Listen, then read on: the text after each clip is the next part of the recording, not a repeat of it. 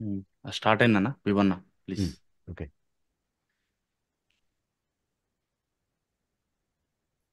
Christian response క్రైస్తవ స్పందన episode number 117.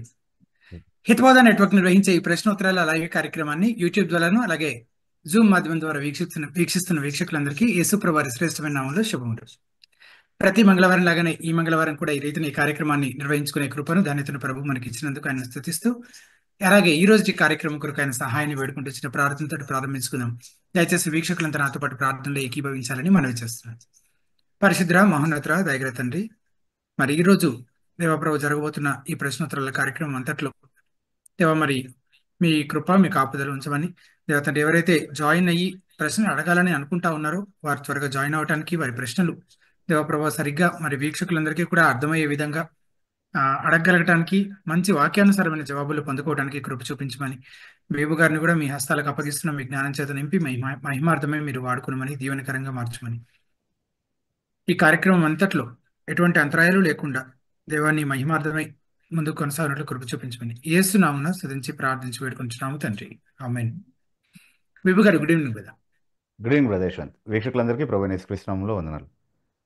ప్రతి వారం లాగానే ఈ వారం కూడా కొన్ని క్విక్ ఇన్స్ట్రక్షన్స్ తోటి మనం ప్రారంభించుకుందాం. ముందుగా ప్రశ్న అడగాలనుకునేవారు ఏం చేయాలి? ప్రశ్న అడగాలనుకునేవారు మీరు ఒకవేళ ఈ కార్యక్రమాన్ని యూట్యూబ్ లైవ్ ద్వారా వీక్షిస్తున్నట్లయితే లైవ్ పక్కనే ఉన్న లైవ్ చాట్ లో మీ ప్రశ్న టైప్ చేసి పోస్ట్ చేసి ఉంచవచ్చు. మధ్య మధ్యలో లైవ్ చాట్ క్వశ్చన్స్ కూడా తీసుకుంటూ ఉంటాము. చివరి అరగంట కేవలం లైవ్ చాట్ క్వశ్చన్స్ కోసం మాత్రమే కేటాయించి దాదాపుగా ప్రశ్న అన్నిటికీ జవాబులు చెప్పే ప్రయత్నం చేస్తాం. లేదు, నేరుగా జూమ్ లో జాయిన్ అయ్యి బిబు గారిని మీ ప్రశ్న అడగాలనుకుంటే కనుక మీరు అదే లైవ్ చాట్ లో పిన్ చేసి ఉంచినటువంటి జూమ్ లింక్ ద్వారా జూమ్ లో జాయిన్ అయ్యి బిబు గారిని మీ ప్రశ్న అడగచ్చు. అయితే మాకు అసలు లైవ్ చాటే కనిపించట్లేదు అని మీరు అంటున్నట్లయితే అప్పుడు బహుశా మీరు హితబోధ యూట్యూబ్ ఛానల్ ని సబ్స్క్రైబ్ చేసుకొని ఉండకపోవచ్చు. సో ముందుగా యూట్యూబ్ లో హితబోధ అని టైప్ చేస్తే హితబోధ యూట్యూబ్ ఛానల్ కనిపిస్తుంది. దాన్ని సబ్స్క్రైబ్ చేసుకొని బెల్ ఐకాన్ ప్రెస్ చేయండి. అప్పుడు మీకు లైవ్ చాట్ కి యాక్సెస్ వస్తుంది. ఆ లైవ్ చాట్ లో మీ క్వశ్చన్స్ టైప్ చేసి పోస్ట్ చేసి ఉంచవచ్చు. లేదా అందులోనే మేము పిన్ చేసి ఉంచినటువంటి జూమ్ లింక్ ద్వారా జూమ్ లో జాయిన్ అయ్యి నేరుగా బిబు గారిని మీ ప్రశ్న అడగచ్చు. ప్రశ్న అడగాలనుకునేవారు దయచేసి మీ ప్రశ్నలు క్లుప్తంగా సూటిగా ఉంచే ప్రయత్నం చేయండి. ఇంకా ఏమైనా వివరాలు కావాలంటే బిబు గారు అడిగి తెలుసుకుంటారు. మీ ప్రశ్న పూర్తి స్థాయిలో ఒకవేళ ఆన్సర్ చేయబడకపోతే మీకు ఇంకొక ఫాలోఅప్ క్వశ్చన్, ఒకవేళ అదే అంశానికి సంబంధించిన అయితే ఇంకొక ఫాలోఅప్ క్వశ్చన్ అడగడానికి అవకాశం ఉంటుంది. పూర్తిగా వేరే అంశానికి సంబంధించిన ప్రశ్న అయితే చివరిలో మీకు సమయం ఇవ్వబడుతుందని దయచేసి గమనించండి. అండ్ లైవ్ చాట్ లో ఏ క్రమంలో అయితే క్వశ్చన్స్ పోస్ట్ చేస్తున్నారు, జూమ్ లో ఏ క్రమంలో అయితే పార్టిసిపెంట్స్ జాయిన్ అవుతున్నారు, అదే క్రమంలో మీ ప్రశ్న తీసుకోవడం లేదా మీకు అవకాశం ఇవ్వడం జరుగుతుంది. కనుక మీ వంతు వచ్చేంత వరకు వేచి ఉండాలని మనవి చేస్తున్నాం. అండ్ జూమ్ పార్టిసిపెంట్స్ ముఖ్యంగా గమనించాల్సిన విషయం, మీరు ప్రశ్న అడగడము బిబు గారు జవాబు చెప్పడం పూర్తి అయిపోతే కనుక మీరు జూమ్ నుంచి లీవ్ అయిపోయి యూట్యూబ్ లైవ్ ద్వారా ఈ కార్యక్రమాన్ని వీక్షించాలని మనవి. మీరు జూమ్ లోనే ఉన్నారంటే ప్రశ్న అడగడం కోసమే ఉన్నారని మేము భావిస్తాం కనుక ఆ కన్ఫ్యూజన్ అవాయిడ్ చేయడం కోసం ఈ రీతిలో మాతో సహకరించాలని మనవి చేస్తూ ఈ రోజు ఈ కార్యక్రమాన్ని మనం ప్రారంభించుకుందాం. శామ్ ఫ్రమ్ వైజాగ్ అనే ఐడి నుంచి జాయిన్ అయినటువంటి వారు మీరు అన్మ్యూట్ చేసుకొని మీ పేరు మీ ఊరు చెప్పి పరిచయం చేసుకుని మీ ప్రశ్న అడగచ్చండి. ప్రైజ్ లార్డ్ యశ్వంత్ బ్రదర్, బీబు brother. Praise Lord brother. Praise Lord brother. Brother thank you అండి. మొన్న లాస్ట్ సాలూరులో మీటింగ్ లో మీతో ఫెలోషిప్ చేయడానికి దేవుడు మంచి కృపను అనుగ్రహించాడు నాకు. Thank you brother. Thank you brother. We also had a great time with you. Thank you so much. నేను ఎందుకు చెప్తానంటే బ్రదర్, అంటే మన క్రైస్తవ స్పందన వీక్షకులు కూడా అంటే చాలా మంది కొంచెం ఫేమస్ అయిన పాస్టర్లు ఏంటంటే వాళ్ళతో మాట్లాడడానికి ఉండడానికి కానీ అందుబాటులో ఉండాలంటే చాలా కష్టంగా ఉంటుంది. కానీ మీరు చాలా ఫ్రెండ్లీగా మీకున్న ఆ సమయంలో మీకున్న ఫ్రీ టైంలో మాతో మాట్లాడడానికి దేవుని వాక్యం గురించి మా కొన్ని అంటే జ్ఞానం గురించి అడగడానికి, సందేహాలు ఏమన్నా అవి తీర్చడానికి చాలా హెల్ప్ఫుల్ గా ఉంది ఆ 3 రోజులు. Thank you brother. Thank you so much brother, brother. Question ఏంటంటే గ్లోరీ టు గాడ్. బ్రదర్ నా క్వశ్చన్ ఏంటంటే దేవుడు నరులను యథార్థవంతులుగా సృజించనని చెప్పి ప్రసంగిలో మనం తీసుకున్నాం కదా, 7:29 ప్రసంగి. అది ఆదం గురించే అని చెప్పి అన్నారు కదా. దేవుడు తన పోలికలో తన స్వరూపమందు నరులను చేశాడు అన్నారు కదా. అంటే దేవుడు చేసింది ఆదాము అవ్వనే కదా చేసింది, తన అంటే యథార్థవంతులుగా చేసింది. అలా తీసుకోవాలా? లేదు అంటే అందరినీ తన పోలికలో తన స్వరూపంలో చేశాడంటే ఆ గుణగణాలే కదా. పోలిక స్వరూపం అంటే దేవుని యొక్క గుణగణాలే కదా మనం అక్కడ తీసుకునేది. ఫిజికల్ గా ఫార్మేషన్ ఉంటుంది అన్నది కాదు కదా.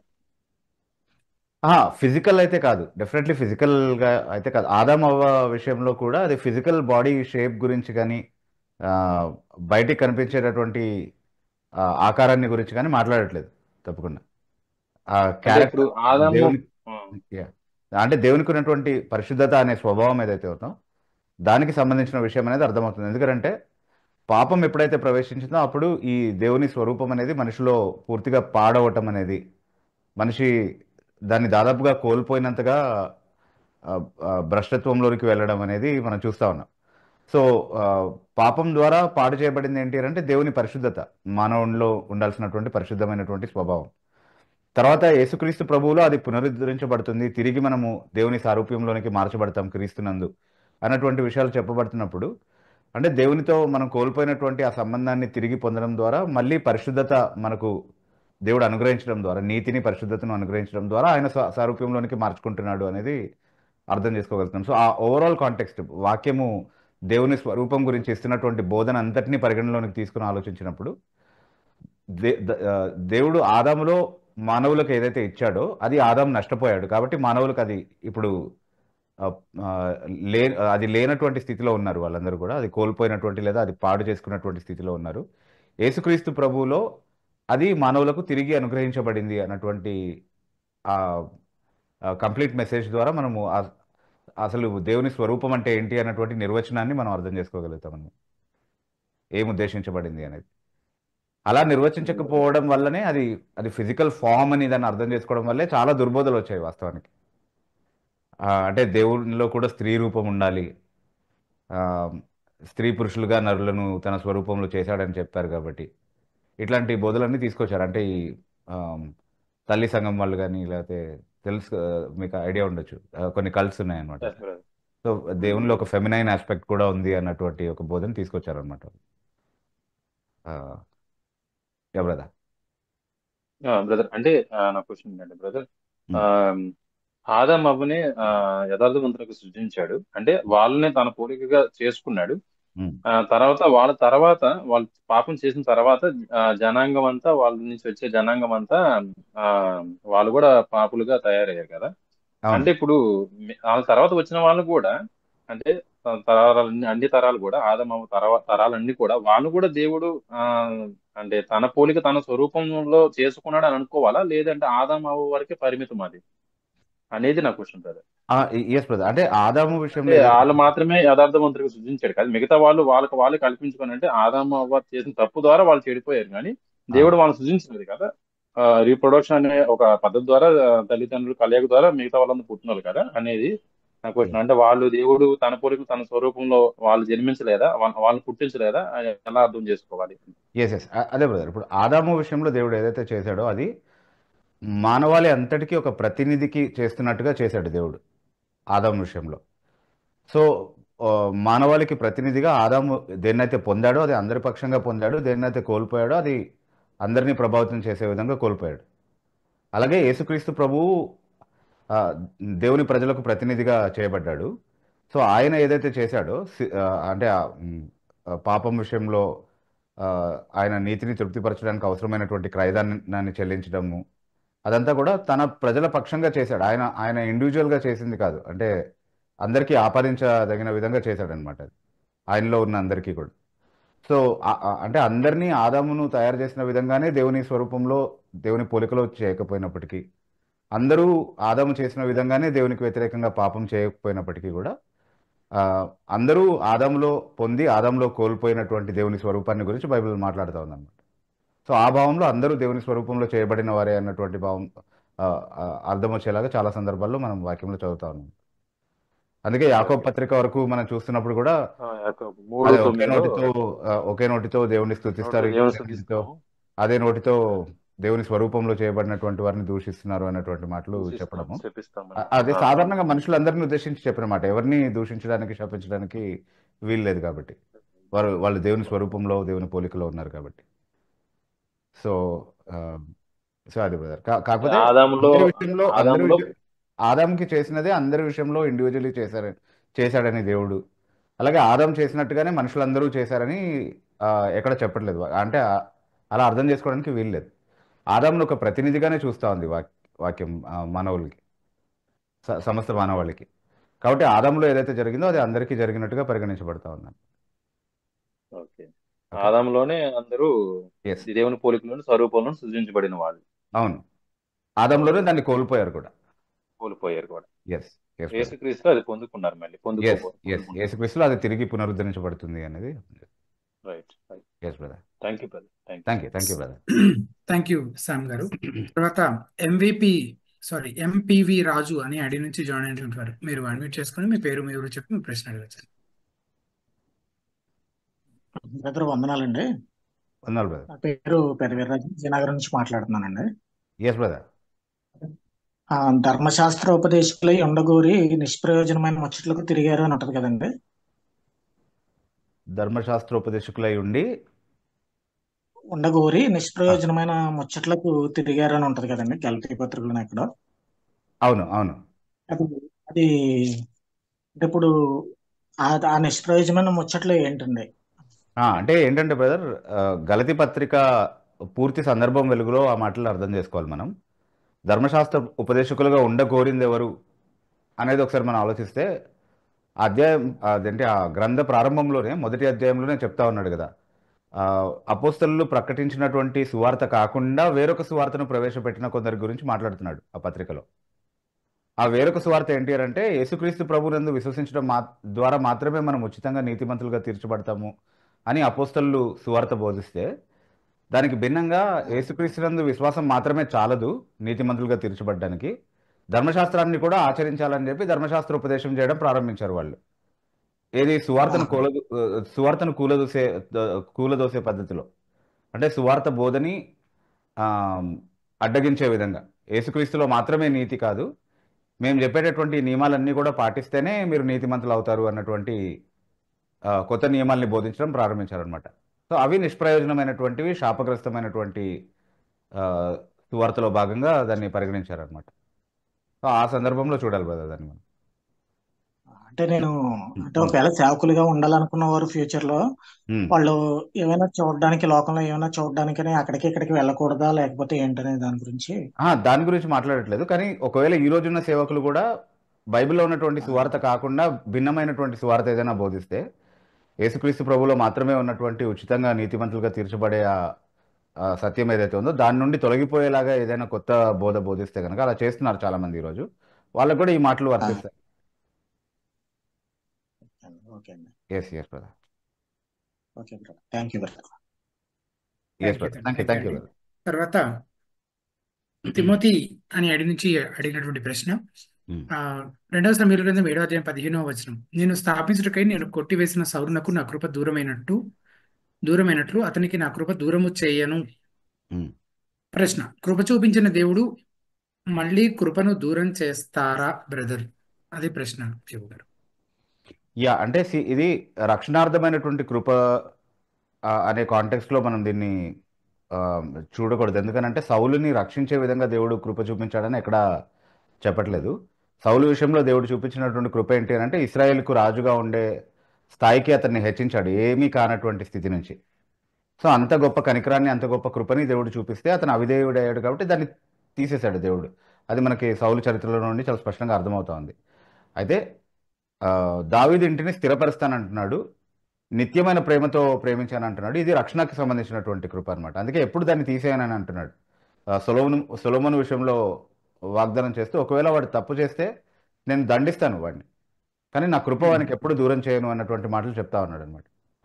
రాజ్యాన్ని నిత్యం స్థిరపరుస్తానని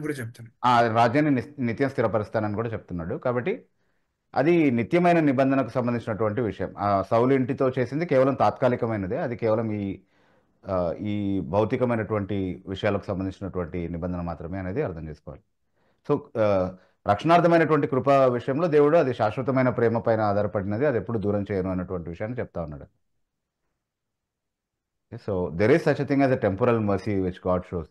కేవలం ఈ భౌతిక జీవితానికి మాత్రమే సంబంధించినటువంటి విషయాల వరకు దుష్టుల మీద కూడా దేవుడు చూపించేటటువంటి ఒక కనికరం ఉంది అని మనం చదువుతా ఉన్నాం కదా. మత్తయి సువార్త 5వ అధ్యాయంలో యేసుప్రభువు కూడా చెప్తా ఉన్నాడు, నీతిమంతుల మీద దుష్టుల మీద ఆయన కనికరాన్ని చూపిస్తున్నాడు అని చెప్తూ భౌతికమైనటువంటి ఉదాహరణలు ఇచ్చినట్టుగా మనం చూస్తూ ఉన్నాం అక్కడ. అది రక్షణార్థమైన కృపకు సంబంధించిన విషయం కాదు. తర్వాత ఆర్తి అనే ఐడి నుంచి అడిగినటువంటి ప్రశ్న, people say that the reason why God created natural and human beings is because he is alone. Kindly explain it. బహుశా అది నేచర్ అని నేచర్ అనుకుంటున్నాను. Nature yeah. అంటే దేవుడు అసలు ఈ సృష్టిని అనే భావనలో ఆ మాట అన్నారేమో. అలాగే మనుషుల్ని తయారు చేయడం వెనకాల ఉన్న కారణం ఏంటంటే ఆయన ఒంటరిగా ఉన్నాడు కాబట్టి అని కొందరు అంటున్నారు. దీన్ని వివరించగలరు. యా అంటే దేవుని ఏకాంతత అనేది ఖచ్చితంగా దేవునిలో ఉన్నటువంటి ఒకనొక గుణలక్షణం యాక్చువల్గా. దాని అర్థం ఏంటి అని అంటే ఒకనొక సమయంలో ఏమీ సృష్టించినటువంటి దాని సమయమని ఒకవేళ పిలవగలిగితే గత నిత్యత్వంలో ఏమీ లేనటువంటి ఒక సమయం అంటూ ఉండింది. అప్పుడు ఏమీ సృష్టింపబడలేదు. అప్పుడు ఏకాంతంగానే ఉన్నాడు దేవుడు. అయితే ఆ నిత్యత్వం అంతా అంటే గత నిత్యత్వం అంతా కూడా ఏకాంతంగా ఉన్నటువంటి వాడు, ఎవరి అవసరము లేకుండా సడన్గా ఎవరు అవసరమో ఆయనకు వచ్చి ఆయన సృష్టిని తయారు చేశాడు అని అనుకోవడానికి వీల్లేదు. హీ సెల్ఫ్ సఫిషియెంట్, ఎప్పటికీ సెల్ఫ్ సఫిషియెంటే. కేవలం అంటే ఇప్పుడు సృష్టించాలా అక్కర్లేదా అన్నటువంటి నిర్ణయం కూడా ఆయన సార్వభౌమ్య చిత్తంపైనే ఆధారపడి ఉంది. కావాలంటే సృష్టించవచ్చు, లేకపోతే అవసరం లేదు అన్నటువంటి ఒక పరిస్థితిలో సృష్టిస్తాను అన్నటువంటి ఉద్దేశాన్ని దేవుడు వెల్లడి చేసినట్టుగా, దాని అనుగుణంగా ఆయన సృష్టి చేసినట్టుగా మనం చూస్తా ఉన్నాం. ఎందుకు చేశాడో కొంతవరకు మనకు బయలుపరిచాడు. తన మహిమను ప్రదర్శించే ఉద్దేశంతో చేశానని చెప్తున్నాడు. అంతేగాని నాకు బోర్ కొట్టేసింది, ఇంకేం చేయాలో తెలియలేదు కాబట్టి ఇదంతా చేస్తున్నానని ఎక్కడ చెప్పలేదు. So it was not his boredom which motivated God to create what he created definitely. But తన మహిమను ప్రదర్శించడం కోసమే తన సృష్టి అంతటిని కూడా ఆయన చేశాడు అన్నటువంటి మాట మాత్రం చాలా స్పష్టంగా చూస్తూ ఉన్నాం మనం. అది కూడా అలా ప్రదర్శించాలని ఆయన ఇష్టపడ్డాడు కాబట్టి ఆయన చేసుకున్నాడు. That is up to him. That was completely his own choice to demonstrate his glory also, which he didn't have to. He will always still have his glory even if he didn't demonstrate it. Okay, so అంటే ఆయన ప్రదర్శించకపోయినా ఆయనకు ఉండే మహిమ ఆయనకు ఉంది, కానీ దాన్ని ఈ విధంగా ఈ సృష్టి ద్వారా ప్రదర్శించాలన్న ఉద్దేశాన్ని ఆయన కలిగి ఉన్నాడు కాబట్టి ఆయన చేసుకున్నాడు అంతే. సో అంటే ఇంత మాట్లాడడం కంటే ఒక లైన్లో చెప్పాలంటే అది ఆయన ఇష్టం కాబట్టి చేసుకున్నాడు, అంతేకాని ఆయన ఏకాంతంగా ఉన్నాడు కాబట్టి కాదు అనేది అర్థం Yes, చేసుకోండి. brother. తర్వాత భాస్కర్ జీ అనే ఐడి నుంచి జాయిన్ అయినటువంటి వారు, మీరు అన్మ్యూట్ చేసుకొని మీ పేరు మీ ఊరు చెప్పి మీ ప్రశ్న అడగచ్చు.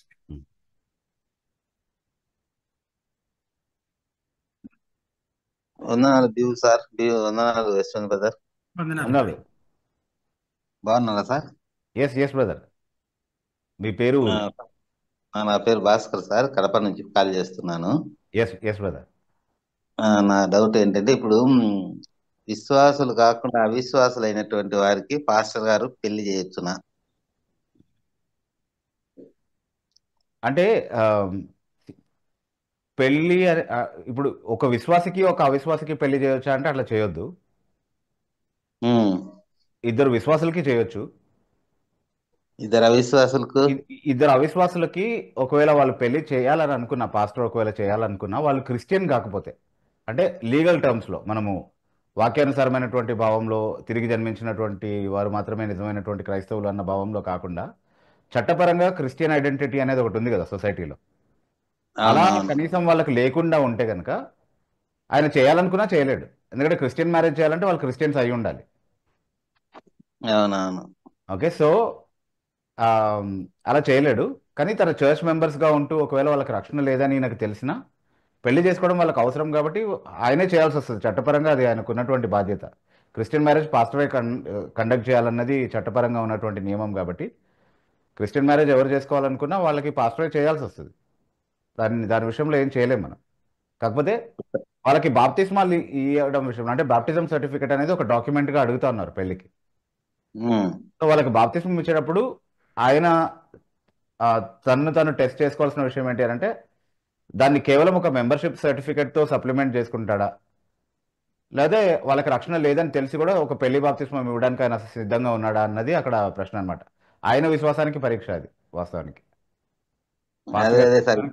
మామూలుగా కొన్ని నామకర్త సంఘాలలో వాళ్ళ తల్లిదండ్రులకు విశ్వాసం ఉంటుంది, అవును, పిల్లలకు విశ్వాసం ఉండదు. అవును, పెళ్లి చేయాలనే ఆ విషయం వచ్చినప్పుడు పాస్టర్ గారు ఎలా స్పందించాలి అనేది డౌట్. అదే అంటే ఇప్పుడు చర్చ్ మెంబర్షిప్ ఇవ్వాలన్నా కూడా బాప్టిజం ఉండాలి ఎవరికైనా కూడా. యాక్చువల్గా బాప్టిజం ఉండాలంటే రక్షణ ఉంటేనే బాప్టిజం ఇవ్వాలన్నది బైబిల్ చెప్తున్నటువంటి నియమం. అక్కడ సమస్య ఉందన్నమాట. సో ఇంకా రక్షణ విషయంలో రాజీ పడి బాప్తిస్మం ఇచ్చేటటువంటి పాస్టర్లకు మాత్రమే అది సాధ్యం అవుతుంది ఇంకా. సో లేకపోతే మెంబర్షిప్ అనేది జస్ట్ ఒక లీగల్ డాక్యుమెంట్గా మాత్రమే చూడాల్సి వస్తుంది. వాళ్ళు ఈ సంఘంలో సభ్యులుగా ఉన్నారు కాబట్టి వాళ్ళకి ఇస్తున్నాం అన్నంత వరకు. కానీ బాప్టిజం అనేటటువంటి సెరమనీ మాత్రం ఎప్పుడూ నిర్వహించడానికి వీల్లేదు ఒక రక్షణ లేనటువంటి వ్యక్తికి, పాస్టర్ యథార్థంగా ఉండాలనుకుంటే. అంటే అక్కడ కావాల్సిన డాక్యుమెంటేషన్ని ఎట్లా సప్లిమెంట్ చేసుకుంటే దేంతో ఆయన భర్తీ చేసుకుంటాడు అన్నది ఆయన ఆలోచించుకోవాలి తన జ్ఞానంతో. కానీ బాప్తిస్మం ఇస్తే మాత్రం, పెళ్లి బాప్తిస్మం ఇస్తే మాత్రం అది వాక్యానికి వ్యతిరేకం అవుతుంది. అవునవును. ఆ ఒక్క కోణంలో మాత్రం రాజీ పడకుండా జాగ్రత్త పడాలి ఖచ్చితంగా. యా, సో అలా చేయకుండానే లీగలీ చేయగలిగేటటువంటి వెసులుబాటు ఏదైనా ఉంటే అలా చేసుకోవాలి ఇంకా. కానీ పెళ్లి చేయించడం అనేది తప్పు కాదు ఒకవేళ క్రిస్టియన్ మ్యారేజ్ చేయాలనుకుంటే, ఎందుకంటే దాంట్లో సోషల్ అండ్ లీగల్ యాంగిల్ కూడా ఉంది కాబట్టి. ప్యూర్లీ రిలీజియస్ యాంగిల్ కాదు కదా పెళ్లి విషయంలో. అయితే ఒక విశ్వాసికి, నేను మొదట చెప్పినట్టుగా, ఒక విశ్వాసికి అవిశ్వాసికి ఎప్పుడు పెళ్లి చేయకూడదు. అది వాళ్ళ జీవితాలని పాడు చేయడమే అవుతుంది. అది వాక్య విరుద్ధమైన విషయం కూడా అంతే. ఓకే ఓకే బ్రదర్, అది డౌట్ ఉంది అడిగాను. ఎస్ బ్రదర్, అది చాలా కాంప్లికేటెడ్ క్వశ్చన్ బ్రదర్. మీరు అడిగిన క్వశ్చన్ చాలా సింపుల్ గా అనిపించవచ్చు కానీ ప్రాక్టికలీ చాలా కాంప్లికేటెడ్ విషయం అనమాట. Okay okay okay, thank you Bhaskar గారు. తర్వాత నవీన్ కుమార్ అనే ఐడి నుంచి జాయిన్ అయినట్టున్నారు. మీరు అన్మ్యూట్ చేసుకొని మీ పేరు, మీ ఊరు చెప్పి మీ ప్రశ్న అడగారు సార్. వందనాలు బిబు గారు, వందనాలండి అందరికీ. ఎస్, వందనాలు బ్రదర్. నేను నవీన్ కుమార్, నేను కాకినాడ నుంచి మాట్లాడుతున్నాను. Yes brother Naveen. అంటే ఈ క్వశ్చన్ అనేది అంతకుముందు ఎవరైనా అడగచ్చు, కానీ మరొకసారి నేను అడుగుతున్నాను బ్రదర్. ఇదేంటంటే చాలా మంది మన బయట వాతావరణం, అంటే బయట ప్రపంచంలో మన హైందవ సోదరులు కానీ ఇంకా ఎవరైనా కావచ్చు, ఈ అంటే సువార్త విషయంలో మన క్రైస్తవ సోదరులు వెళ్తున్నప్పుడు ఏంటంటే ఈ పరంగీతలో ఏముంది, ఆ పరంగీతలో ఏముంది అని చాలా మంది క్వశ్చన్స్ చేస్తుంటారు. అయితే నాకు కూడా చాలా సంవత్సరాల నుంచి చదువుతున్నాను బైబిల్, కానీ ఇక్కడ పరమగీతం స్టార్టింగ్ లో ఏంటంటే సొలొమోను రచించిన పరమగీతం 100 ముద్దులతో అతడు నన్ను ముద్దు పెట్టుకున్నాను కాక స్టార్ట్ అయ్యి 8 అధ్యాయాలకు పూర్తిగా చదువుతున్నప్పుడు మనం ఏం అర్థం చేసుకోవాలి? ఒకవేళ అలా అడిగిన క్వశ్చన్స్ ఎవరైతే ఉన్నారో ఆ అవతల వ్యక్తులు, వాళ్ళకి ఇందులోంచి ఏం చెప్పాలి, అసలు ఈ పరమగీతం ఉద్దేశం ఏంటో అనేది కొంచెం వివరంగా చెప్తారని నేను అడుగుతున్నాను బ్రదర్. ఎస్, అంటే పరమగీతంలో భార్యాభర్తల మధ్యలో ఉండేటటువంటి శృంగారానికి సంబంధించి, వాళ్ళ మధ్యలో ఉన్నటువంటి ప్రేమపూర్వకమైనటువంటి వైవాహిక అనుబంధాన్ని గురించి మాట్లాడుతున్నటువంటి చాలా విషయాలు ఉన్నాయి. అది ఎవరు చదవాలో వాళ్ళే చదవాలి. మనం బైబిల్ ప్రచారం చేస్తున్నప్పుడు, సువార్త ప్రకటిస్తున్నప్పుడు భార్యాభర్తలకి మాత్రమే చెప్తూ వాళ్ళ సంసార జీవితాన్ని ఎట్లా మెరుగ్గా చేసుకోవాలన్న విషయాన్ని బోధించడానికి కాదు కదా మనం వెళ్ళింది. అప్పుడు బైబిల్లో దానికి సంబంధించినటువంటి విషయాలు కూడా ఉన్నాయి. అంటే మన జీవితానికి అవసరమైనటువంటి ప్రతి కోణానికి సంబంధించినటువంటి విషయాలు బైబిల్లో ఉన్నాయి కాబట్టి దాన్ని కూడా ప్రస్తావించడం జరిగింది పరమగీతంలో.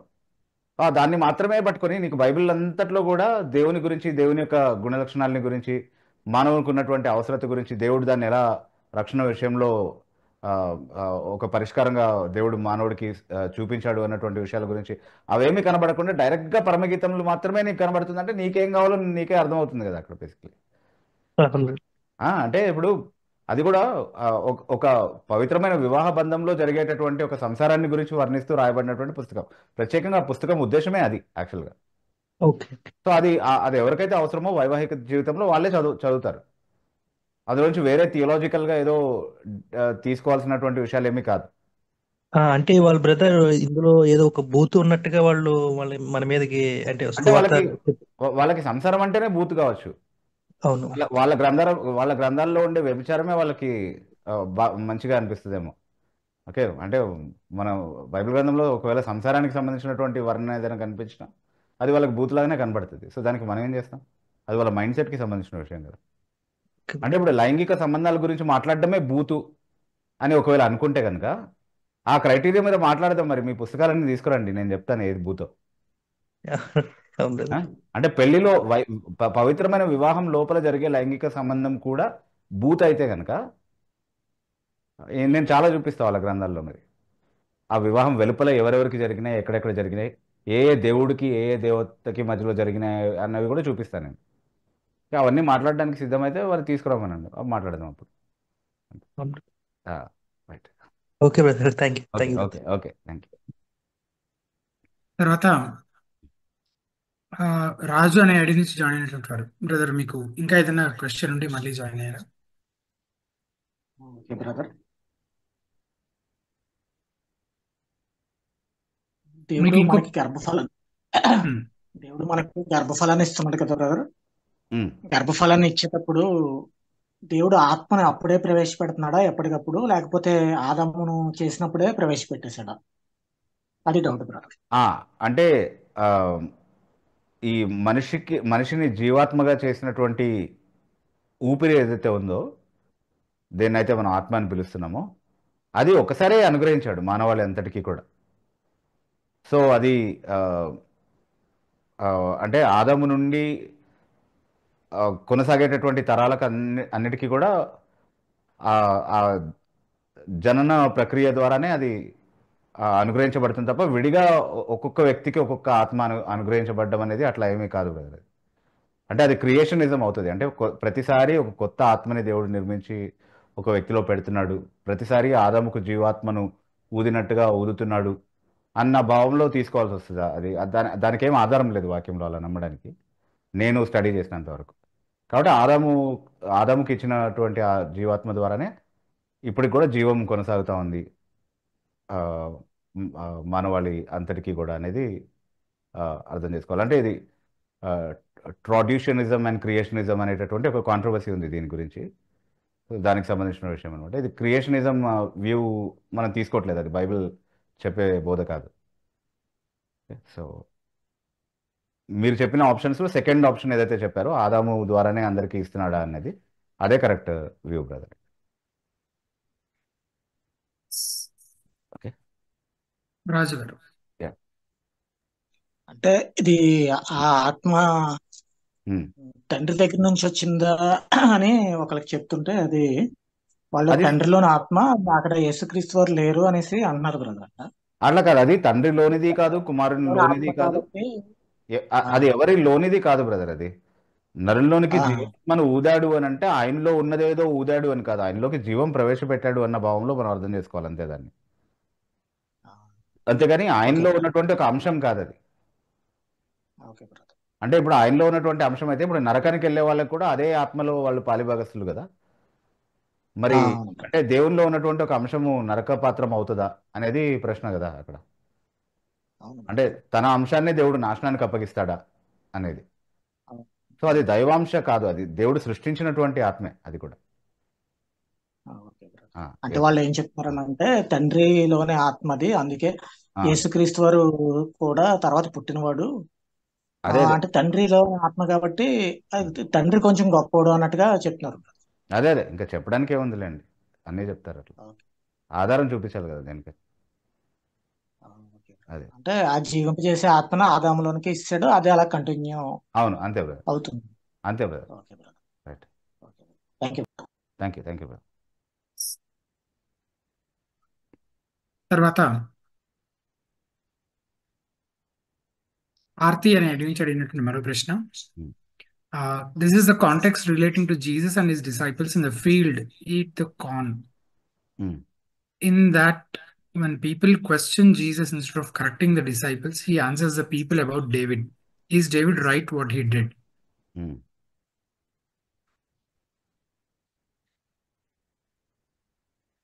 అంటే విశ్రాంతి దినం రోజు జరిగిన సంఘటన గురించిన సందర్భంలో శిష్యులను సరి చేయకుండా దావీదు ఎగ్జాంపుల్ చెప్పి ప్రశ్నిస్తున్న వారిని ఆయన సరి చేస్తున్నట్టుగా కనిపిస్తుంది. ఇంతకీ దావీదు చేసింది సరైన పనేనా, ఆ సముఖపు రొట్టెలు తినడం? అంటే విశ్రాంతి దినం రోజు ఆ వెన్నులు త్రుంచి ఎందుకు తింటున్నారు అని ప్రశ్నించిన దానికి, అలా తినకూడదు కదా, విశ్రాంతి దినం రోజు పని చేసినట్టు అవుతుంది కదా అంటే, మరి దావీదు చేసినటువంటి ఒక ఎగ్జాంపుల్ గురించి అక్కడ చెప్పడం, అంటే యాజకులు మాత్రమే తినాల్సినటువంటి భోజనాన్ని దావీదు తనతో ఉన్నటువంటి వారితో తిన్న సంఘటన మీరు చదవలేదా అని అడుగుతున్నాడు.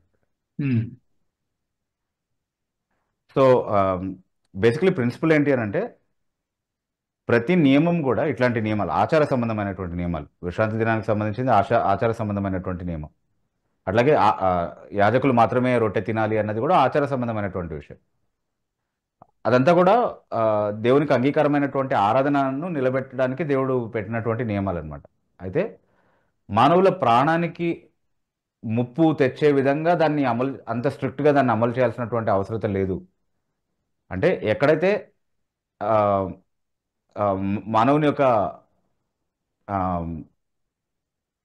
లైఫ్ థ్రెటనింగ్ సిచ్యువేషన్ అనేది ఒకటి ఉందో, అలాంటప్పుడు కూడా దేవుడు కేవలం రూల్స్ అండ్ రెగ్యులేషన్స్కి ప్రాధాన్యత ఇస్తాడా, లేకపోతే మనిషి ప్రాణాన్ని కాపాడడానికి కనికరం చూపించడానికి ప్రాధాన్యత ఇస్తాడా? అంటే ఇదే సందర్భంలో నేను ఆ, బలిని కోరును కానీ కనికరాన్ని కోరుతాను అని అంటున్నాడు దేవుడు. అంటే బలి అన్నది ఆచారానికి సంబంధించినటువంటి విషయం.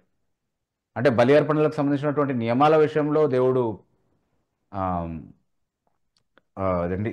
Does he insist on those rules at the cost of man's life itself అనేది క్వశ్చన్ అనమాట. సో దానికి సంబంధించిన ఒక ఎగ్జాంపుల్ చూపిస్తా ఉన్నాడు అక్కడ. దావీదు ఒక జెన్యూన్ ఎమర్జెన్సీలో ఉన్నప్పుడు వేరే ఆహారం ఏమీ లేని సందర్భంలో తినాల్సి వచ్చింది అది. కానీ సాధారణంగా అందరికీ అది అనుమతించబడినటువంటి విషయం కాదు, అలాంటి ఎక్సెప్షన్స్ ఉంటాయి అన్నటువంటి విషయాన్ని చెప్తా ఉన్నాడు. అయితే అక్కడితోనే ఆగకుండా తర్వాత ఇంకొక ఎగ్జాంపుల్ కూడా ఇచ్చాడు అక్కడ. యాజకులు కూడా ప్రతిదినము ఆలయంలో విశ్రాంతి దినాన్ని ఉల్లంఘిస్తున్నారు. అంటే వాళ్ళు పని చేస్తున్నారు కదా ఆలయంలో, బలి అర్పణకు సంబంధించినటువంటి పనులు ఉంటాయి, దానికి దహన బలికి అవసరమైనటువంటి కట్టెలు కొట్టడం ఇట్లాంటివన్నీ కూడా ఉంటాయి కదా పనులు, చాలా పనులు ఉంటాయి. తర్వాత దాని బలి అర్పించినటువంటి పశువుల యొక్క తోళ్ళు ఒలవటం ఇట్లాంటివన్నీ కూడా ఉంటాయన్నమాట. సో ఆ పనులన్నీ కూడా వాళ్ళు చేస్తున్నప్పటికి కూడా వాళ్ళేం విశ్రాంతి దినాన్ని ఉల్లంఘించినట్టుగా పరిగణించబడట్లేదే, ఎందుకంటే అవి అవసరమైనటువంటి పనులే, విశ్రాంతి దినంలో చేయాల్సినటువంటి పనులే. సో ఖచ్చితంగా నెసెసిటీస్, ఈ పని చేయడం అవసరమని ఏదైతే విశ్రాంతి దినంలో మనము నిర్ధారించగలమో అవన్నీ కూడా ఎక్సెప్షన్స్గా, అంటే ఆ నియమానికి what do we call exceptions, మినహాయింపులు. ఎస్, మినహాయింపులుగా వాటిని గుర్తించినట్టుగా మనం చూస్తా ఉన్నాం. 3 మినహాయింపులు ఉన్నాయి విశ్రాంతి దినం విషయంలో. అవసరమైన పనులు చేయొచ్చు, అలాగే ఆరాధనకు సంబంధించినటువంటి పనులు చేయొచ్చు, అలాగే కనికరానికి సంబంధించినటువంటి పనులు చేయొచ్చు. సో అత్యవసర పరిస్థితుల్లో. సో తప్పకుండా అలాంటి ఒక ఎక్సెప్షన్ కిందనే వస్తుంది. అలాంటి చాలా ఎగ్జాంపుల్స్ ధర్మశాస్త్రంలోనే ఉన్నాయి, అవేమీ పాపంగా పరిగణించబడలేదు, కాబట్టి ఇది కూడా పాపం కాదు అన్నటువంటి భావంలో చెప్తా ఉన్నాడు అనమాట.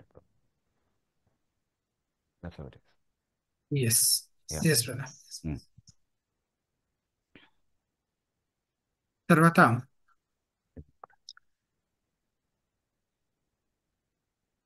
విజయ్ కుమార్ అని అడిగినటువంటి ప్రశ్న, why did Paul say I do not permit instead of saying it is not God's will for women to lead, as people are using it to portray it as Paul's opinion specifically for that church and that culture. One more justification being shown for women etc. leading are names in Paul's letters, Junia, Euodia, Phoebe, and even 2 John seemingly addressed to a woman. నేను బోధించడానికి స్త్రీలను అనుమతించను అని కాకుండా స్త్రీలు సంఘంలో బోధించడం లేదా lead చేయడం అనేది దేవుని చిత్తం కాదు అని చెప్పుండొచ్చు కదా పౌలు. ఎందుకంటే అది పౌలు చెప్పిన మాటల్ని ఆధారం చేసుకుని అది పౌలు అభిప్రాయం మాత్రమే. ఆ స్పెసిఫిక్ చర్చ్ కి అక్కడున్న కల్చర్ కి తగిన విధంగా వాళ్ళకు మాత్రమే చెప్తున్న విషయం అని చాలా మంది అంటున్నారు కదా ఆ మాటల్ని బట్టి. ఇంకొక సమర్థన ఏంటంటే స్త్రీలు బోధించవచ్చు, నాయకులుగా నడిపించవచ్చు అని చెప్పడానికి ఇచ్చేసే సమర్థన ఇంకొకటి ఏంటంటే పౌలు తన పత్రికల్లో యూనియా గురించి అట్లాగే యువోదియా గురించి, యూనియా, యువోదియా, ఫీబే వీళ్ళ వీళ్ళ పేర్లు ప్రస్తావిస్తాడు కదా. అలాగే యోహాన్ రాసిన 2వ పత్రిక కూడా ఒక స్త్రీని ఉద్దేశించి స్త్రీకి అడ్రస్ చేస్తూ రాసినట్టుగా కూడా ఉంది కదా. ఇది ఇంకొక సమర్థింపు అన్నమాట. దీని గురించి మీరేమంటారు? రెండు ప్రశ్నలు ఉన్నాయి ఇక్కడ. ఒకటి, పౌలు తన స్వంత అధికారంతో చెప్పినటువంటి మాటనా ఇది, లేదా తన అభిప్రాయంగా చెప్పినటువంటి మాటనా, లేదా దేవుని ఆజ్ఞనేనా ఇది? ఎందుకంటే నేను అనుమతించను అని పౌలు అంటున్నాడు కదా అని. అదే కదా మొదటి ప్రశ్న యశ్వంత్ గారు. అంటే అందులో ఇమిడి ఉంది అది. అదే యా, అంటే basically first part of the question అదే నాకు అర్థమైంది, రైట్? సో అంటే ఇప్పుడు పౌలు రాసినవి తన స్వంతంగా ఆయన రాశాడా, లేకపోతే వాటిని దేవుని ఆజ్ఞలుగా పరిగణించాలా అన్నటువంటి ప్రశ్న చాలా క్లియర్గా పౌలే తన పత్రికల్లో డీల్ చేయడం జరిగింది. ఆ ప్రశ్నకి సమాధానం మీరు ఒకసారి అది చదివితే బాగుంటుందేమో యశ్వంత్ గారు. మొదటి కొరింథీ పత్రిక 14వ అధ్యాయము 36 లేదా 37 వచనంలో ఉంటుంది అది. either 36 or 37, one of those verses. 37. చదువుతారా ఒకసారి?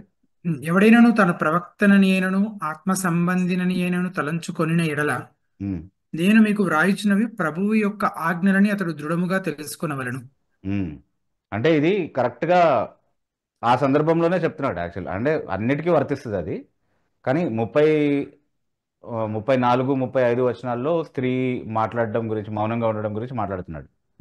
అది చెప్పిన తర్వాత 37వ వచనంలో ఈ మాటలు చెప్తున్నాడు. ఇది ఎవరైనా నా సొంత అభిప్రాయం అనుకుంటే దేవుడు చెప్పినటువంటి మాటలే చెప్తున్నాను నేను మీకు.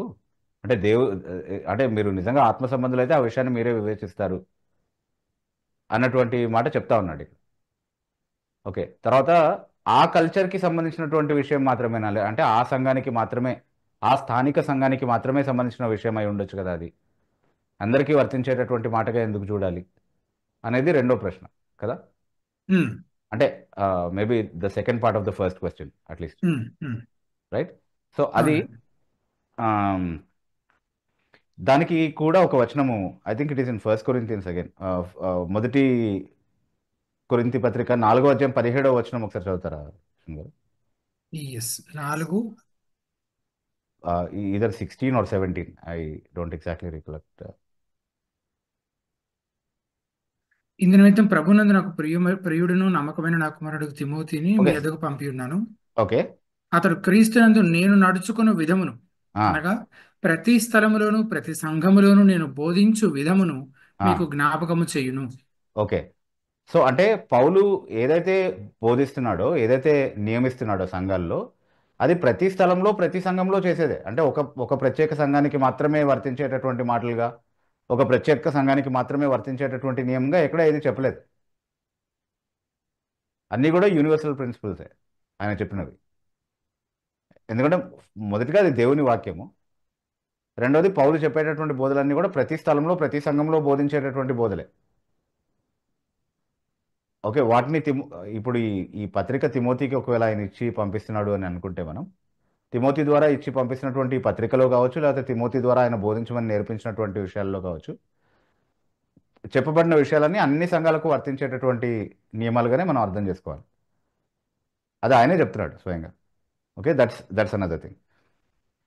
ఇంకొక విషయం ఏంటంటే, అది అంటే అక్కడ కల్చరల్ ఇష్యూ ఏదైనా ఉండాలి కొరింథీ పట్టణంలో, కాబట్టి దాని గురించే మాట్లాడుతున్నాడు.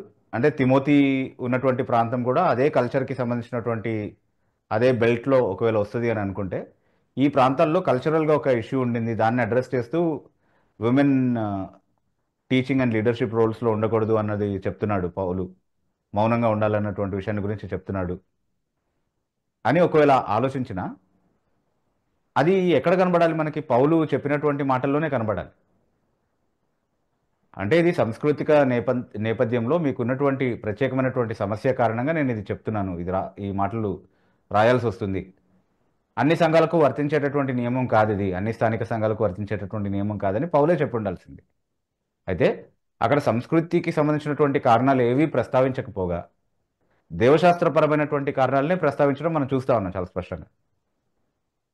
ఉదాహరణకి మొదటి తిమోతి పత్రిక 2వ అధ్యాయంలో 11 నుంచి 15 వరకు ఉన్నటువంటి వాక్య భాగాలు మీరు చదివినప్పుడు ఆయన చెప్తున్నటువంటి ఆ నియమానికి, అంటే స్త్రీ పురుషుని మీద అధికారం చేయడానికి కానీ బోధించడానికి కానీ నేను అనుమతించను అని చెప్పి కారణాలు ఏం చెప్తున్నాడు? మీ ఊర్లో మీరు ఆరాధించే పలానా దేవతకు సంబంధించినటువంటి వాళ్ళు ఇలాంటి పనులు చేస్తున్నారు, కాబట్టి దీంతో కన్ఫ్యూజ్ అయ్యి మీరు సంఘము లోకంలో ఉన్నటువంటి పద్ధతిని సంఘంలోనికి ప్రవేశపెట్టకుండా ఉండడం కోసం నేను చెప్తున్నాను. మీ సాంస్కృతిక నేపథ్యంలో మీరు సేఫ్గా ఉండడం కోసం ఈ మాటలు చెప్తున్నానని ఏమైనా అంటున్నాడా? లేదు, ధర్మశాస్త్రం కూడా అలాగే చెప్తుందని చెప్పి పాత నిబంధనకు సంబంధించి ఆదాము అవ్వ సృష్టి క్రమంలో తర్వాత పతనంలో జరిగినటువంటి విషయాల్ని ప్రస్తావించి దాన్ని ఆధారంగా చూపిస్తా ఉన్నాడు. సో అది కేవలం కొరింథీ సంఘానికి మాత్రమే వర్తించేటటువంటి నియమం ఎలా అవుతుంది? సో అది సరైనటువంటి ఆలోచన విధానం కాదు. తర్వాత వాళ్ళు ప్రస్తావించినటువంటి ఇతర పేర్లన్నీ కూడా పరిచర్య చేయు స్త్రీలు అన్నటువంటి ఆ కోణంలో చూస్తూ ఉన్నారు. అంటే ఇప్పుడు ఫీబే కావచ్చు, లేకపోతే ఇంకా మీరు చదివినటువంటి లిస్ట్ ఆఫ్ నేమ్స్ ఉన్నాయి కదా, అవన్నీ కూడా పరిచర్య చేసే స్త్రీలు అంటే అంటే నాయకులుగా ఉంటూ బోధ చేస్తున్నటువంటి స్త్రీలు అన్నటువంటి భావంలోనే మనం తీసుకోవాలా? బోధిస్తూ నాయకత్వాన్ని వహిస్తున్నటువంటి స్త్రీలు అనే మనం తీసుకోవాలా? అంటే కేవలం సంఘంలో నాయకులుగా ఉండడం, తర్వాత బోధించడం, ఈ రెండు మాత్రమే ఇదేంటి పరిచర్యలుగా గుర్తించబడుతుందా వాక్యంలో? వేరే ఏవి పరిచర్యలు కావా? అంటే చాలా విధాలైనటువంటి వరాలని దేవుడు ఇచ్చాడు కదా సంఘ సభ్యులందరికీ కూడా, సంఘ క్షేమాభివృద్ధి కొరకు. వాళ్ళందరూ చేసేది పరిచర్య కాదా? కేవలం స్టేజ్లో నిలబడి మైక్ పట్టుకుని అందరి ముందు నిలబడి బోధిస్తే మాత్రమే అది మాత్రమే పరిచర్య అవుతుంది. అది మాత్రం స్పెషల్ స్పెషల్ అదేంటి ట్రీట్మెంట్ ఇవ్వదగినటువంటి ఒక పరిచర్య. మిగతావన్నీ కూడా దేవుడు ఆమోదించేటటువంటి పరిచర్య కాదా? చేసేటటువంటి వాళ్ళు పరిచారకులు కాదా అన్నటువంటి ప్రశ్నలు వస్తాయి మనకి డెఫినెట్లీ. ఎందుకంటే వీళ్ళు చెప్పేటటువంటి ఏ ఎగ్జాంపుల్లో కూడా వాళ్ళు వాక్య బోధ చేసినట్టుగా ఎక్కడ మనం చూపించమనండి ఎక్కడైనా కూడా వాళ్ళు వాక్య బోధ చేసినట్టుగా. అంటే సంఘంలో బహిరంగ సభలో అందరూ స్త్రీ పురుషులు కలిసి ఉన్నటువంటి ఒక సెట్టింగ్లో వాళ్ళు నిలబడి ఎక్కడైనా వాక్య పరిచర్య చేసినట్టుగా ఎక్కడ మనకు ఆధారాలు లేవు. సో పరిచర్య చేశారు అన్నంత వరకు మాత్రమే కనబడుతుంది. అది స్త్రీలకేమీ నిషిద్ధమేం కాదు పరిచర్య చేయడం అనేది. కానీ ఒక పర్టికులర్ సెట్టింగ్లో, అంటే ఒక మిక్స్డ్ కాంగ్రెస్, మీరు సంఘంగా కూడి వచ్చినప్పుడు అన్నది కదా నియమం. 1 కొరింథీ పత్రిక 11వ అధ్యాయం నుండి కూడా చెప్పబడినటువంటి విషయాలు సంఘంగా కూడి వచ్చినప్పుడు పాటించాల్సినటువంటి క్రమాన్ని గురించి చెప్తున్నటువంటి విషయాలు అన్నీ కూడా ఆ సెట్టింగ్లో మాత్రమే చెప్తున్నటువంటి నియమం అది. వాళ్ళు బోధించొద్దు, పురుషుని పైన అధికారం చేయొద్దు అనేది. సో అవన్నీ మిస్ అవుతూ మనము ఇదంతా పౌల అభిప్రాయమే, లేకపోతే అక్కడ ఉన్నటువంటి సమస్య మాత్రమే కాబట్టి మనకు వర్తించదు అన్నటువంటి ఆలోచన సంఘంలోని ప్రవేశపెట్టడం అనేది మంచి ఆలోచన కాదు. అది వాక్యానికి న్యాయం చేయడం కాదు అనేది అర్థం చేసుకోవాలి. అయితే ఇలా కొంతమంది వాదించడానికి, అంటే ఎందుకు ఇలాంటి బోధ తీసుకొస్తున్నారు సంఘంలోనికి అంటే, ఒక 2 వచనాలని అపార్థం చేసుకోవడం కారణంగా ఇలాంటి ఒక మానసికత కొంతమందిలో కనబడతా ఉందన్నమాట. అదేంటి, ఏం మానసికత అంటే, స్త్రీ కూడా అందరిలాగా అంటే పురుషునిలాగా నిలబడి బోధించి అధికారం చేస్తేనే ఆమెకి సమానత్వం ఉన్నట్టు పురుషునితో, లేకపోతే ఆమె సమానమైనది కాదు. ఎందుకంటే ఇప్పుడు బైబిల్ మాత్రం స్త్రీ పురుషులు ఇద్దరు సమానమని చెప్తుంది కదా. అంటే ఇద్దరు దేవుని పోలికలో చేయబడినటువంటి వారే, దేవుని స్వరూపంలో చేయబడినటువంటి వారే అన్నటువంటి వచనాన్ని తీసుకుంటున్నారు. ఇంకొకటి ఏంటి అంటే, క్రీస్తేసినందు యూదుడని కానీ, అదేంటి గ్రీసు దేశస్థుడని కానీ, స్త్రీ అని కానీ, పురుషుడని కానీ భేదం ఏమీ లేదు అన్నటువంటి మాటలు తీసుకుంటున్నారు. అవి తీసుకుని స్త్రీ పురుషులు క్రీస్తులో సమానం కాబట్టి, సృష్టిలో కూడా వాళ్ళు సమానంగా చేయబడ్డారు కాబట్టి, అన్ని పనులు వాళ్ళు ఒకలాగా చేస్తేనే, సమానంగా చేస్తేనే వాళ్ళు సమానం. లేకపోతే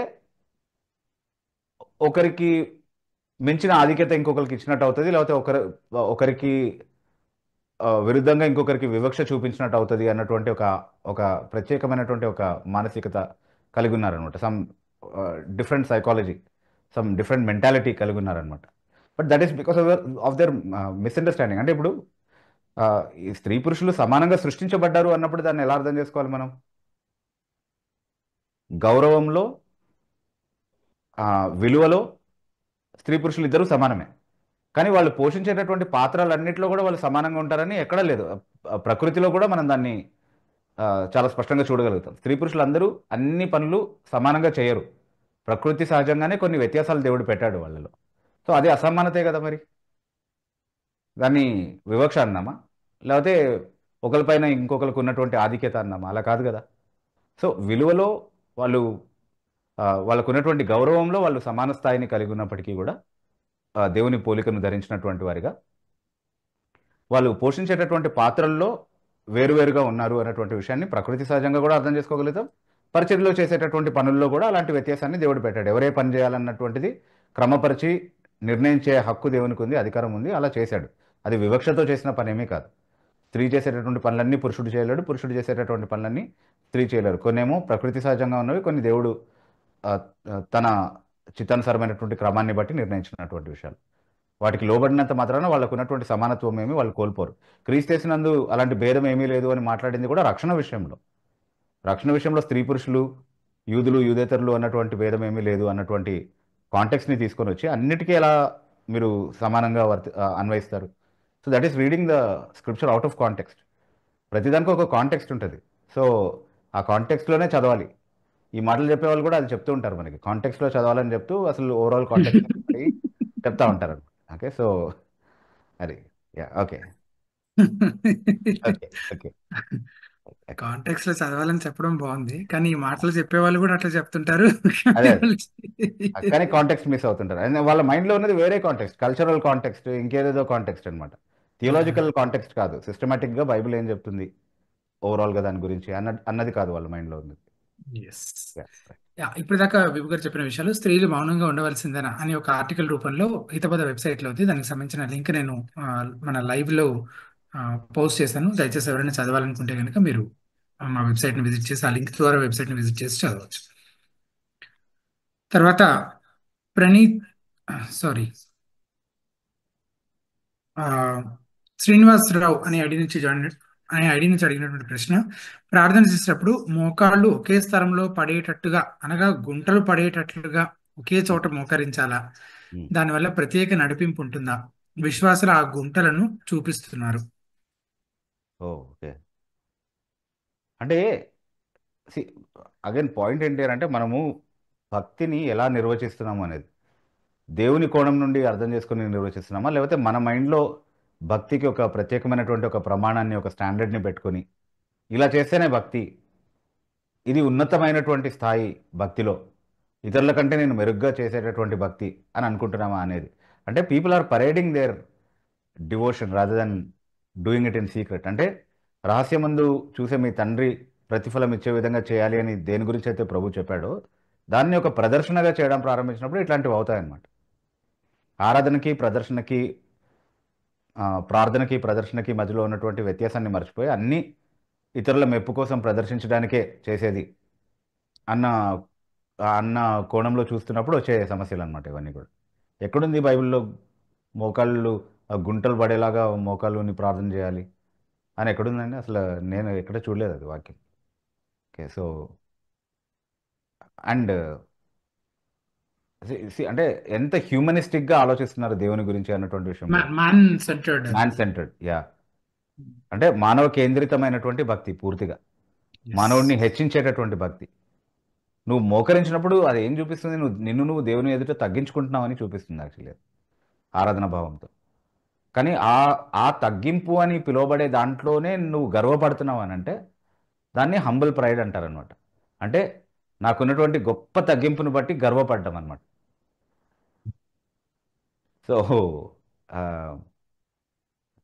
అంటే ఎలాంటి ఎలాంటి వేషధారణలో ఉన్నారు విశ్వాసులు, ఎలాంటి ఆత్మవంచన చేసుకుంటున్నారు అంటే నీలో ఉన్న వెలుగు చీకటి అయితే ఆ చీకటి ఎంత గొప్పది అని అంటున్నాడు కదా ప్రభు. అంటే నువ్వు నీలో ఉన్నటువంటి చీకటిని చూసి వెలుగు అని భ్రమపడుతున్నావు, అట్లాగే నీలో ఉన్నటువంటి పొగర్ని, గర్వాన్ని చూసి నువ్వు తగ్గింపు అనుకుంటున్నావు బేసికలీ. అది భక్తి అనుకుంటున్నావు, అందుకే ఆ గుంటలు చూపిస్తున్నావు. సో అంటే ఇలా ఇలా భక్తిని అన్నిటినీ కేవలం వాళ్ళ మనుషుల మెప్పు కోసం చేసేటటువంటి వాళ్ళు దేవుని మెప్పును ఆశించేటటువంటి వాళ్ళు కాదు. డెఫినెట్లీ వాళ్ళ కోసం వేరే గుంటలు తయారు చేస్తున్నాడు దేవుడు, అందులో పడేస్తాడు తర్వాత వాళ్ళు. They don't have the genuine principle of loving God in their hearts. They love the praise of men. తర్వాత ఎంఎస్ అజయ్ కుమార్ అనే ఐడి నుంచి అడిగిన ప్రశ్న: బ్రదర్, బహుభార్యత్వాన్ని ఎలా అర్థం చేసుకోవాలి? కొత్త నిబంధనలో ఒక్కరినే కలిగి ఉండాలని ఉంది, కానీ పాత నిబంధనలో మాత్రం ఇజ్రాయెల్ రాజులందరూ బహుభార్యత్వాన్ని పాటించారు. ఒకవేళ తప్పైతే పాత నిబంధనలో అనేక రాజులు బహుభార్యత్వాన్ని పాటించారు. దావీదు, సొలొమోను సహా విగ్రహారాధన, వ్యభిచారాన్ని దేవుడు ఖండించి శిక్ష విధించాడు, కానీ ఈ విషయంలో ఎలాంటి శిక్షణ లేదా దిద్దుబాటును దేవుడు వారి జీవితాల్లో చేశాడు? అంటే యేసుక్రీస్తు ప్రభు ఈ బహుభార్యత్వాన్ని లేదా బహుభార్యత్వం అని అనడం కంటే కూడా వివాహాన్ని నిర్వచించడంలో, బహుభార్యత్వాన్ని ఖండించడం అనడం కంటే కూడా వివాహాన్ని నిర్వచించడం విషయంలో పాత నిబంధన నుండే నియమాల్ని తీసుకొని మాట్లాడినట్టుగా మనం చూస్తా ఉన్నాం. విడాకుల విషయంలో ఒకసారి మత్తయి సువార్త 19వ అధ్యాయంలో పరిసయ్యులు వచ్చి ప్రశ్న అడిగినప్పుడు 3వ వచనం నుండి మనం చదువుతాం కదా, విడాకుల గురించి ప్రశ్న అడిగినప్పుడు వివాహం గురించి ఆయన వివరణ ఇవ్వడం ప్రారంభించారు. అది కూడా పాత నిబంధనలో ఉన్నటువంటి విషయాలను ఆధారం చేసుకుని వివాహాన్ని నిర్వచించడం మనం చూసాము అక్కడ. సో అక్కడ ఏం చెప్తున్నాడు ఆయన? వాళ్ళని ఇరువురిని ఏక శరీరంగా చేశాడు దేవుడు, అదే దేవుడు నియమించినటువంటి వివాహం, అన్నటువంటి కోణంలో ఆయన మాట్లాడడం మనం చాలా స్పష్టంగా చూస్తాం. సో దేవుని ఉద్దేశానికి వ్యతిరేకంగా వాళ్ళు చేశారు. ఎవరైతే బహుభారత్యాన్ని ఆచరించారో వాళ్ళందరూ కూడా దేవుని ఉద్దేశానికి వ్యతిరేకంగా చేశారు. అయితే చాలా విషయాల్లో దేవుడు ఓర్పును సహనాన్ని చూపించిన విధంగా ఆ విషయంలో కూడా చూపించి ఉండాలే తప్ప బహుభార్యత్వాన్ని దేవుడు ఆమోదించాడని చెప్పడానికి ఎక్కడ ఎలాంటి ఆధారం లేదు. పాత నిబంధనలో కూడా అలాంటి ఆధారం ఏమీ లేదు. లేకపోతే దేవుడు పెట్టిన ప్రతి నియమాన్ని ఉమ్.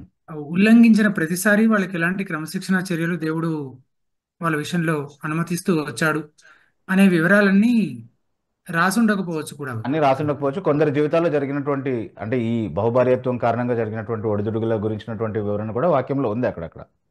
అది కూడా మనం నేర్చుకోవాల్సినటువంటి పాఠాలతో కూడినటువంటి సందర్భాలే కాబట్టి అంటే ఇలా ఉంటది పరిస్థితి అని చెప్తున్నాడు ఆ నియమాన్ని ఉల్లంఘిస్తే. రైట్. సో కానీ కొత్త నిబంధనకు వచ్చేసరికి మాత్రం there is no ambiguity on the point. అంటే దాని విషయంలో ఎలాంటి ద్వంద్వ అభిప్రాయాలకి అవకాశం లేకుండా సంఘ నాయకులకి ఆ నియమాన్ని పెట్టి ఇది అందరికీ ఆదర్శంగా ఉండే విధంగా చేయాలి అని చెప్తున్నాడు. ఏకపత్ని పురుషుడిగా ఉండాలని. ఆ పాత నియమాన్ని ఇంకొకసారి మళ్ళీ అది అందరికీ ఆదర్శప్రాయంగా చేయమంటున్నాడు. అంటే అందరూ పాటించాల్సినటువంటి ఆదర్శం అదే. నాయకుడు మాత్రమే చేస్తే సరిపోతుందని కాదు నాయకుడికి చెప్పినటువంటి విషయాలు. అది రైట్. తర్వాత ప్రేమ్ బొంకూరి అని అడిగించి అడిగినటువంటి ప్రశ్న, పేతురు రాసిన 2వ పత్రిక 3వ అధ్యాయం 13వ వచనం, కొత్త ఆకాశం కొత్త భూమి గురించి వివరించండి.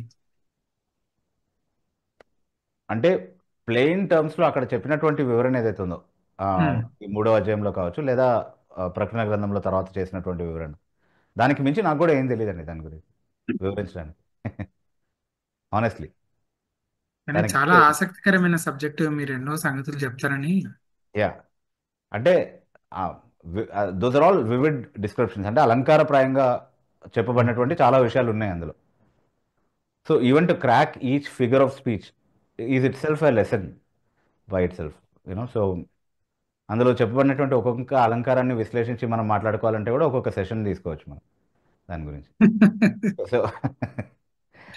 So will leave it at that brother. Yes, సమయం 9 దాటింది. లైవ్ చాట్ లో ఉన్న ప్రశ్నలన్నీ పూర్తి చేసుకున్నాం కనుక ఇంతటితోటి మనం ముగించుకోబోతున్నాము. చివరిగా కొన్ని క్లుప్తమైన ప్రకటనలు దయచేసి గమనించండి. హితబోధ కేవలం ఈ ప్రశ్నోత్తరాల లైవ్ కార్యక్రమాన్ని మాత్రమే కాకుండా ఇంకా అనేక వనరులను తెలుగులో ఉచితంగా అందుబాటులోకి తీసుకురావడం కొరకు కృషి చేస్తుంది. వాటిని 3 మాధ్యమాల ద్వారా మీకు అందుబాటులో ఉంచుతున్నాం. ఒకటి హితబోధ వెబ్సైట్ ద్వారా. మీరు గూగుల్లో హితబోధ అని టైప్ చేస్తే హితబోధ వెబ్సైట్ కనిపిస్తుంది. దయచేసి వీక్షకులతో ఒకసారైనా మా వెబ్సైట్ ని విజిట్ చేసి అసలు అందులో ఏమున్నాయో చూడాలని, అంటే కామెంటరీస్ కానీ అలాగే టిఎస్కే క్రాస్ రిఫరెన్సెస్ తో కూడినటువంటి బైబిల్ కానీ అనేక వ్యాసాలు, ఆడియో పుస్తకాలు, వీడియో ప్రసంగాలు, ఇలా అనేక వనరులు అందులో మేము పొందుపరిచాం. కాబట్టి వాటిని ఒక్కసారి మీరు విజిట్ చేస్తే తర్వాత మీకు అవసరమైనప్పుడు మళ్ళీ ఆ వెబ్సైట్ ని విజిట్ చేసి మీకు కావాల్సిన టైంకి కావాల్సిన వాటిని మీరు వినియోగించుకోవడానికి అవకాశం ఉంటుంది. అలాగే అందులో ఉన్న రిసోర్సెస్ దాదాపుగా యాప్ రూపంలో కూడా అందుబాటులో ఉన్నాయి. మీరు గూగుల్ ప్లే స్టోర్ లో హితబోధ అని టైప్ చేస్తే హితబోధ యాప్ కనిపిస్తుంది, దాన్ని ఇన్స్టాల్ చేసుకోండి. అలాగే యూట్యూబ్ లో హితబోధ అని టైప్ చేస్తే హితబోధ యూట్యూబ్ ఛానల్ కనిపిస్తుంది, దాన్ని కూడా సబ్స్క్రైబ్ చేసుకొని రెగ్యులర్ గా నోటిఫికేషన్స్ కావాలి అని అనుకుంటే కనుక మీరు బెల్ ఐకాన్ కూడా ప్రెస్ చేయాలని రిక్వెస్ట్ చేస్తూ ఉన్నాము. తద్వారా మీరు ఆ నోటిఫికేషన్స్ ద్వారా మీరు మమ్మల్ని రెగ్యులర్ గా ఫాలో అవుతూ ఉండొచ్చు. కొత్తగా మేము అప్లోడ్ చేసే వాటి గురించి మీకు రిమైండర్స్ కూడా వస్తూ ఉంటాయి. సో ఈ రిసోర్సెస్ ని మీ వ్యక్తిగత క్షేమాభివృద్ధి కొరకు మీరు వినియోగించుకోవడంతో పాటు మీకు తెలిసిన క్రైస్తవ మిత్రులకు, మీ తోటి చర్చ్ మెంబర్స్ కి, క్రిస్టియన్ ఫ్రెండ్స్ కి, వాళ్ళందరికీ కూడా తెలియపరిచి వారు కూడా వీటి ద్వారా మేలు పొందినట్లు, క్షేమాభివృద్ధి పొందినట్లు మీ వంతు సహకారం ఈ పరిచర్యకు మీరు అందించాలని రిక్వెస్ట్ చేస్తూ ఉన్నాము. అలాగే ఈ కార్యక్రమం గురించి, ఈ పరిచర్య గురించి మీ ప్రార్థనలో కూడా జ్ఞాపకం చేసుకోమని రిక్వెస్ట్ చేస్తూ, క్రిస్టియన్ రెస్పాన్స్ క్రైస్తవ స్పందన అనే ఈ కార్యక్రమం ప్రతి మంగళవారం సాయంత్రం 8 గంటలకు ప్రసారం అవుతుంది కనుక తిరిగి మరలా వచ్చే మంగళవారం సాయంత్రం 8 గంటలకు కలుసుకుందాం. అంతవరకు సెలవు, వందనాలు.